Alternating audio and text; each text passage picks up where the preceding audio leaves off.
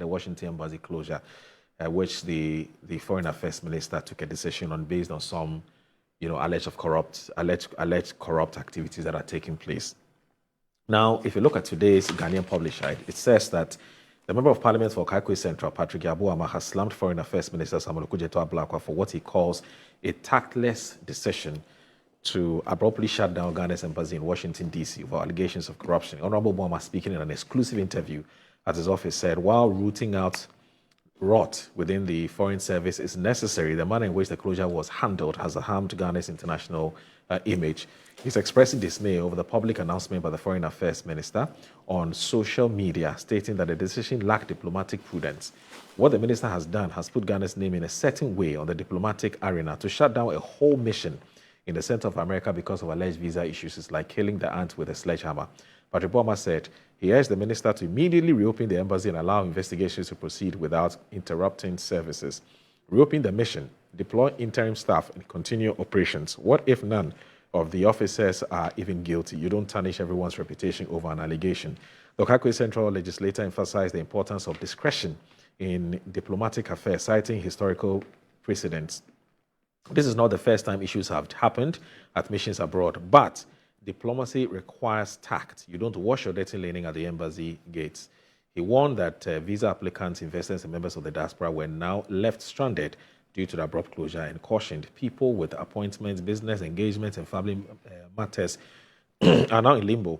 Diplomacy is about solving problems quietly, not broadcasting crisis. Speaking on the alleged missing electricity company of Ghana containers, that's a separate matter. But there is, that should be, I haven't seen that being captured in any of the papers today, but we do know there have been some developments. A new set of, a new set of diplomats have been shipped to Washington to replace those who have been sacked. And I'm sure you have that information as well. I'll read that. There's actually a whole statement which was issued by the ministry. And I'm sure that if we have it, Annie will put it up for us to read it. But here we are. Patrick. Isaac, sorry. Because you just read from Patrick. Yes. And we are all young. You see, yes. So your colleague is not happy. Not just him, but I think Ghanaians generally are not happy with the conduct of the Minister for Foreign Affairs in this regard. Of course, as a minister, you have the right to take certain decisions, but you always have to look at the overall interest of the state vis-a-vis what is necessitating that action, and then come to a conclusion whether that is the best decision for the country. In fact, the allegation that is before us is about one officer known who had been involved in this kind of activity, criminal activity, over some couple of years. It is believed that there should be some collaborators within the embassy who have been supporting such criminal actions. Now, the ministry, having gotten hints of it, and my indication or my information suggests that this issue had been brought up some years back. Investigations had gone on, certain findings had come out of it. And so if the minister is seized with extra information and he wants to take action, I think the right way would have been to conduct further investigations, take some immediate steps of withdrawing those he think may be connected or involved in those exercises, and then replace them and allow the embassy to run, so that at the end of the day, when thorough investigation is conducted, those who are found culpable could be prosecuted under the laws of this country. But before you go ahead, Kofi Tonto? Yes. He used to work. Kofi used to work. Yes. Now, Kofi Tonto has actually said a bit more to what has been uncovered by the Foreign Affairs Ministry. Now, if you look at today's Herald, and I just want to add this to your that's fine. to you so that you can put all of that together. Now, Kofi Tonto says, he's a former head of the Information and Public Affairs at the Ghanaian Embassy in Washington, D.C. Sorry, this is in the Herald. The other one's in the Publisher.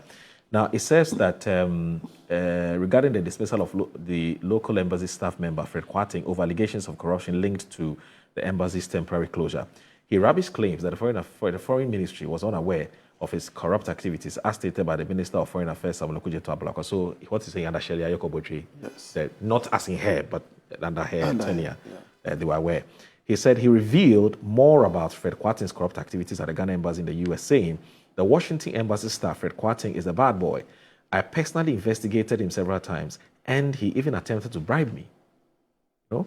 Tonto, a political aide to ex-vice president, ex-vice president, Dr. Mahmoud Bawumia, further disclosed that Kwarteng admitted to his misconduct when confronted following the investigation, but offered him a monthly bribe of $10,000 to shut up. And it says Fred Kwarteng also revealed to Tonto that other embassy officers were involved in illegal fees matters and other corrupt conduct. Now, in support of a statement made by the Minister of Foreign Affairs on May 26, 2025, Kofi Tonto disclosed that he personally launched an investigation into Fred Kwarteng's activities after receiving reports that Kwarteng had established a private company outside the embassy to offer mailing services and was charging clients unapproved fees. He's a bad boy. I personally investigated it because he had established his own company. It goes on and on. And I said, Tonto mentioned one Angeline Addy, an embassy staff member, as someone who fought spiritedly with him to dismantle Kwarteng's corrupt activities. Angelina Addy fought with her life. She had been at the embassy for 20-something years and understood the system. He added that despite his admission, Kwarteng had attempted to offer him $10,000 in exchange for his silence, while also revealing that he had accomplices involved in the alleged practices, some of whom held positions of higher authority. After my investigations, he admitted to the illegality. He later engaged me in a conversation and told me that he had accomplices who held higher authority than he did, and further went on to say I was wasting my time to investigate him. So he was sharing the loot, allegedly, with some people at the top. So he was emboldened. Tonto continued saying, he offered me money in exchange for me to stay silent and overlook what was happening.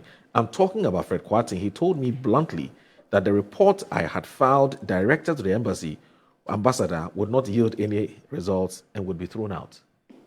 Hey, Tonto, a political aide, a member of the MPP, also recounted another incident in which the individual cloned the embassy's official website and used it to charge illegal fees. And he offered me $10,000 again. He's talked about that again. Wow.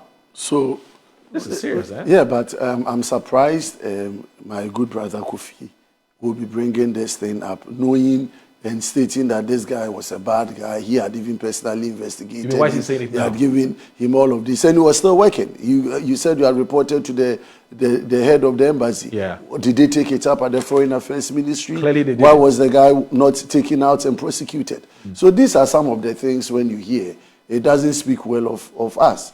And it's very, very, very disappointing because the person is only a staff of an embassy.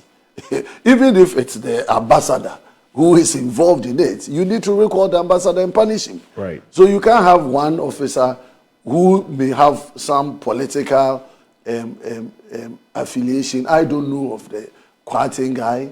I've never heard of him within the corridors of my political space.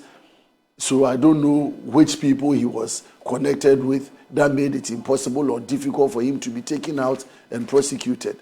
So clearly, Kofi is buttressing the criminal act of that gentleman. But I am disappointed that no clear action was taken during the time that we were in power to cleanse the system and make sure that people are brought to justice. And now a new government comes into play, then they have to take this action, and now the embassy has to suffer. So let me just move on to the actions of the Minister for Foreign Affairs. But as I said, for no action being done under the past administration, knowing that this had happened, and it's not good enough. But then, so once it has come to the attention of the minister, as I indicated, the minister has to take certain actions. But it is the action that he has taken which we are trying to view whether it was considerate to the overall interest and image of the country. I think no, because the Washington, D.C. consulate is a very, very important part of Ghana's diplomatic missions in the world. And then the services that the embassy renders goes beyond visa services. We have intelligence officers there who are supposed to pick information and brief the government of Ghana. You have students there who require mission services. You have government officials who go to Washington here and there to conduct businesses that require the embassy's support and assistance. So if you take the overall work and functions of the embassy, there's no way you can tell me that one criminal line which is under investigation and at least we've been able to pick him up cannot allow the embassy to run, but then to shut entirely the embassy. So I think it's a sign of some immaturity in terms of diplomatic stance by the Foreign Affairs Minister. And so if you look at the follow-up yesterday, I read that he has asked the embassy to be reopened. Yes, on Thursday. That's tomorrow. To be reopened tomorrow, yeah, for work. So the question was, why did he even close it down in the first place? Why would he put the entire country in such a bad light? And the reality is that it is not only in Ghana mission that these things happen. Yeah. I have been an officer at GRE where I was in charge of diplomatic missions. And there's the crime. You mean the rot? The rot in foreign missions in Ghana here, where those days we were granting what we call VRPO, virtually purchase orders for diplomatic. Diplomats are not supposed to pay tax. And one way of relieving them was the issuance of VRPO. And you had foreign diplomats in big embassies in Ghana here who abused it, something meant for the official use of the embassy. They abused it for personal gain. We reported it to the embassy. The embassy took actions on the quiet. Those people were sent back to their countries. So it is no news for you to find mission officers conducting some actions or inactions that are inappropriate. But you need to manage it from within. After you've done all of that, then you can bring the person down and then take all the actions that you need to do. So I think he's still in a learning process, but Ghana is not a learning curve for him. We've come very far in terms of our diplomatic work, and I believe the minister should be guided. And this issue of going to Facebook and social media every now and then to be making such a trust, I think it's very undiplomatic on the part of the minister. And the president has to check it and call him to order. The head of foreign affairs is our #1 diplomat. And so you expect some highest level of diplomacy from him in terms of conduct, in terms of statements, in terms of utterances. And I think this issue, it's more like he's still playing everything politics. It's more like doing things just for the populism purposes. But I think we've come very far as a country. Mahama is a serious president trying to conduct his business.